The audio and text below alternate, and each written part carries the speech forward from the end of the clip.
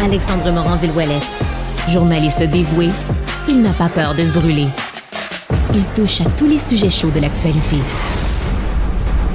C'est l'éclipse médiatique. En une semaine, tentative d'assassinat sur un ex-président et candidat à présidentiel et un retrait de son adversaire de la course.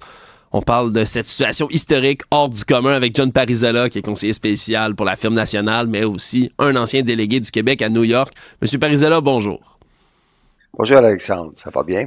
Ça va bien, merci. Je vous avoue que ça a brassé pas mal plus qu'on pensait en fin de semaine.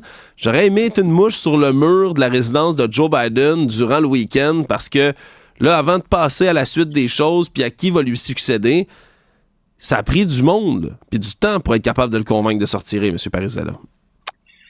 En partie, je dirais que oui, parce que c'est sûr qu'il tenait à rester comme président. Mais j'ai une impression que M. Biden a réalisé assez tôt, après le débat, que la situation allait pas bien. D'une part, le financement pour son parti était en réduction de façon assez évidente, et il y a eu quand même des gens qui demandaient son retrait. Et il y avait des conversations qu'on entendait parler dans les journaux avec Nancy Pelosi, par exemple, l'ancienne présidente de la Chambre des représentants, qui se représente encore. Donc, on avait une impression que M. Biden ne voulait pas prendre une décision rapidement, souhaitant peut-être que le débat aurait peut-être un impact moins évident au fil du temps, mais ça s'est pas réduit.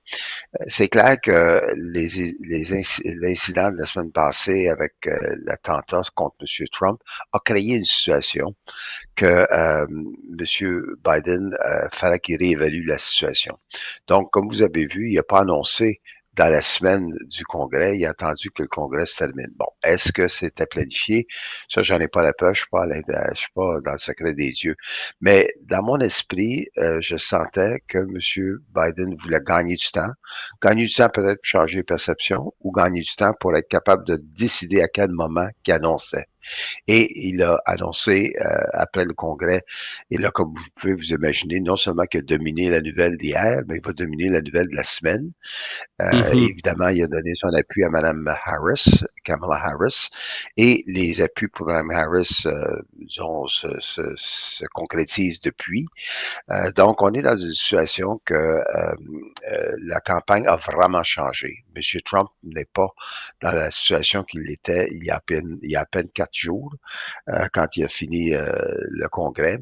On parle maintenant qui sera le colistier de Mme Harris, si c'est elle. Est-ce qu'il va y avoir une lutte? Ça, je vais vous laisser poser des questions, mais c'est clairement une situation qui est hors de l'ordinaire, puis il n'y a pas de précédent dans l'histoire. Ouais, mais là, comme vous le dites, pas de précédent dans l'histoire, puis vous me devancez, M. Parizeala. C'est sûr que là, la question, c'est de savoir, est-ce que c'est Kamala Harris qui va se faire couronner directement? Est-ce qu'il va y avoir une lutte? Parce que là, jusqu'ici, là, dans les 24 dernières heures, les appuis pour elle se multiplient. Surtout, l'argent recommence à rentrer, puis de manière assez massive. Merci au niveau des dons. Pour Mme Harris, là, c'est quoi la première mission en se levant ce matin? Je crois que la première mission, c'est évidemment de réagir un peu comme elle a réagi hier. Elle a été très solidaire avec M. Biden quand on se posait des questions sur son avenir. Et ensuite, elle a accepté l'appui que M. Biden lui donnait.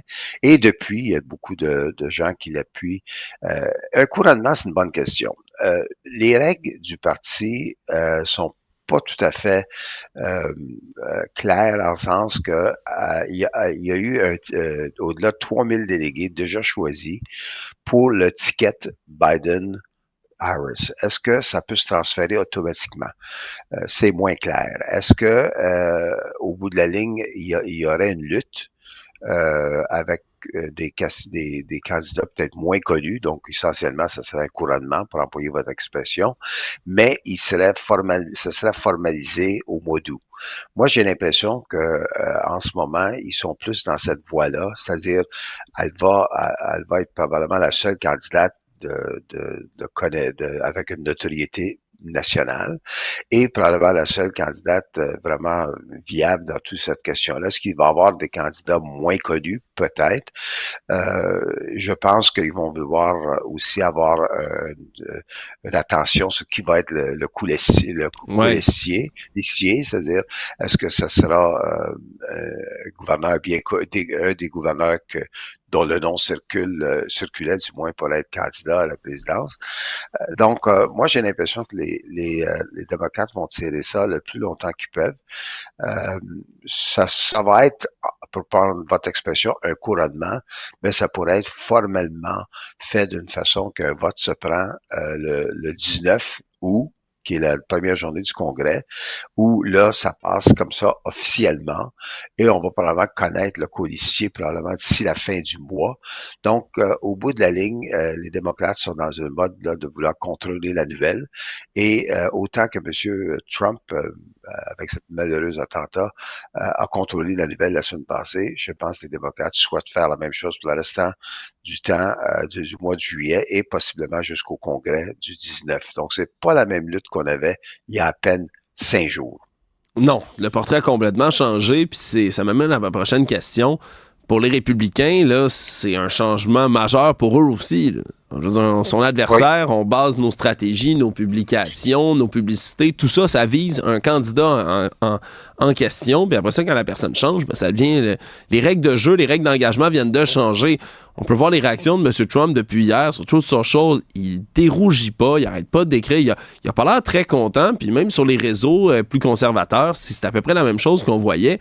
Ça vient de changer la donne, puis je pense que du côté des républicains, on n'a pas l'air très, très heureux que ce soit plus la proie facile de M. Biden qui se retrouve sur le ticket, là.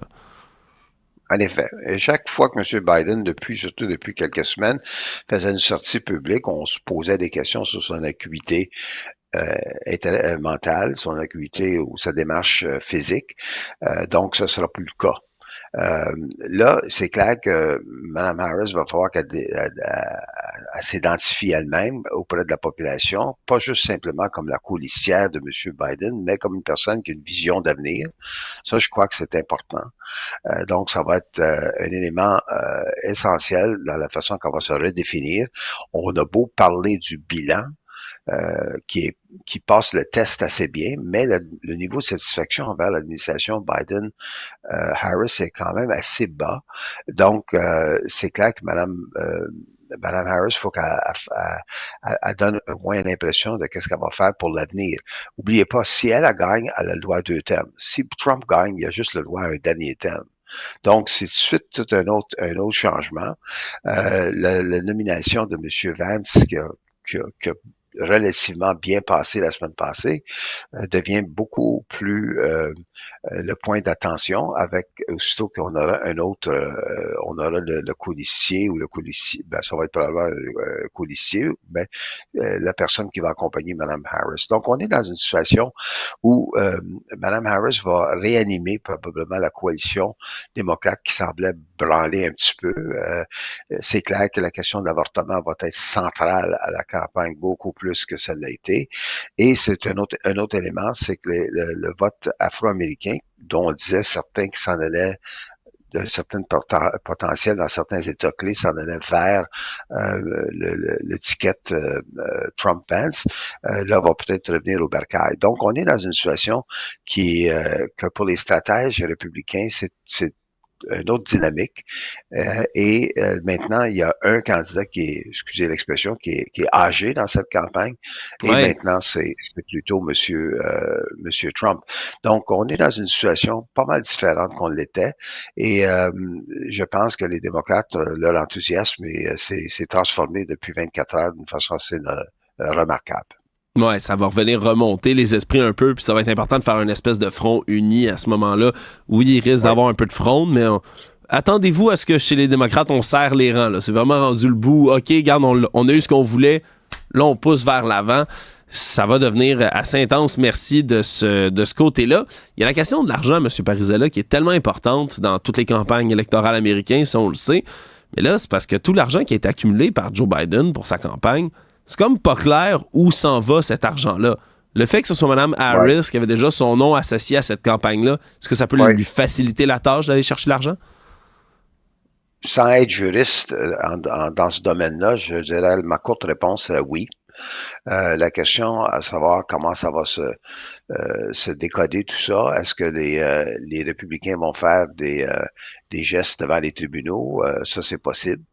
Il y a vraiment une certaine ambiguïté sur toute cette question-là, mais moi, je serais parmi ceux qui diraient que ce serait beaucoup plus compliqué s'il y avait deux candidats ou candidates en lutte et Mme Harris n'était pas sur la scène comme est le cas avec M. Biden aujourd'hui, ça serait plus compliqué. Je pense que c'est pour ça que j'ai trouvé votre commentaire ou votre mot, votre vocabulaire de couronnement comme étant peut-être le plus exact. Est-ce qu'on va dire que ça va être un couronnement? C'est clair qu'on va laisser entendre que essentiellement il y a une course, mais il y a seulement une candidate notable et viable derrière Madame qui est celle de Mme Harris, et on va bientôt mettre beaucoup d'emphase sur qui va être la personne qui va être le colistier avec elle. Et là, à ce moment-là, on est dans une autre dynamique. Mais je ne peux pas vous répondre de façon catégorique que toute la question est claire, mais je ne vois pas les tribunaux ou disons, empêcher qu'est-ce qui a été collecté pour la campagne. Écoutez, si M. Biden avait été l'objet d'un assassinat ou d'une maladie qui l'empêchait d'aller littéralement, ben, ça voudrait dire quoi pour le Parti démocrate? Ça voudrait dire qu'il faudrait qu'il y ait un moyen de continuer. Donc, moi, je suis assez confiant que ça va être ça, c'est une question pour les prochains jours, puis peut-être même une couple de semaines. Mais je pense que ultimement, Alexandre, on s'en va vers une lutte entre Trump, Pence, Harris et la personne qui sera son codicier. Ouais. La question qui tue maintenant, M. Parisella, est-ce que les États-Unis d'Amérique sont prêts à élire une femme comme présidente? Je pense que oui.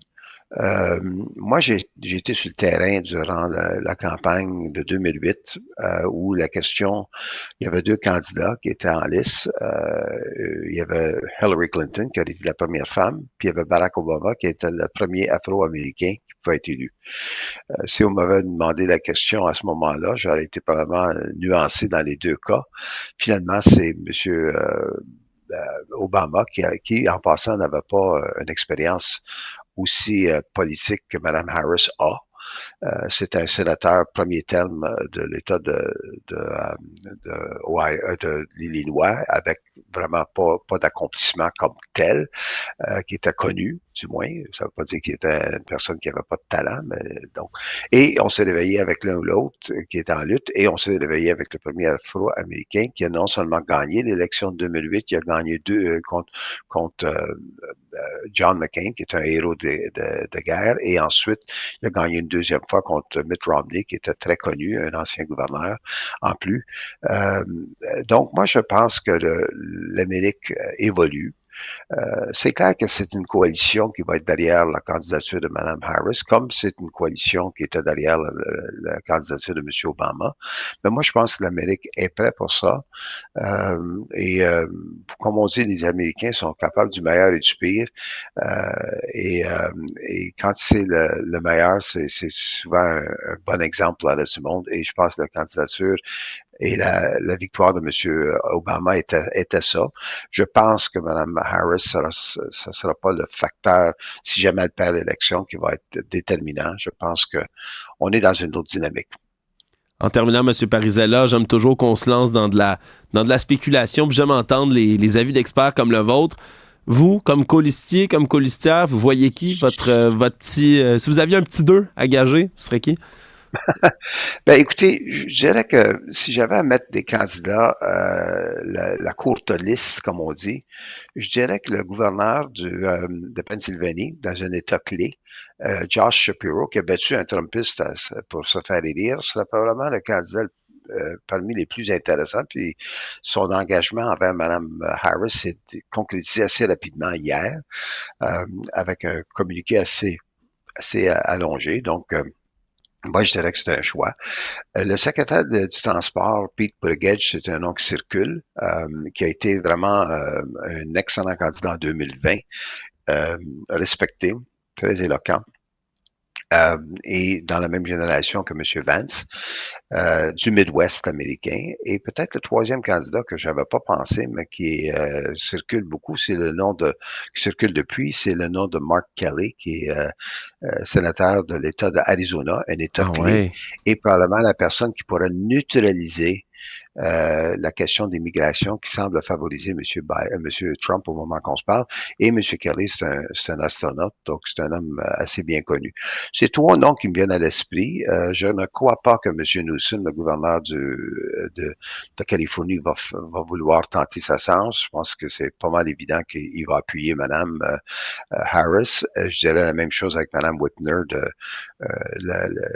Du l'État Michigan. du Michigan. Ça, c'est un autre nom qui avait circulé comme tel. Donc, moi, je pense les trois noms qu'on mentionne, c'est des noms à suivre, ou du moins pour les prochains jours. Mais en politique, il y a des surprises. Qui aurait su il y a 2 semaines, Alexandre, que nous serions ici à faire cette discussion-là? Monsieur Trump n'avait pas été l'objet d'un attentat. On parlait beaucoup on spéculait beaucoup sur Monsieur Biden, évidemment, mais il avait fait un très mauvais débat. Mais on n'était pas dans une situation qu'on l'est aujourd'hui. Et c'est pour ça on a beaucoup à se parler dans les prochaines semaines. Ouais, absolument. On n'a pas fini d'en jaser, M. Parisella. C'est le feuilleton numéro 1 à la télé. On s'entend, les élections américaines. Rebondissement à toutes les semaines, c'est garanti. John Parisella, un gros merci d'avoir été là. Je rappelle, vous êtes conseiller spécial pour la firme nationale, ancien délégué du Québec à New York. On se tient au courant. Il va y avoir beaucoup de choses à jaser. Merci beaucoup, Alexandre. Bonne journée.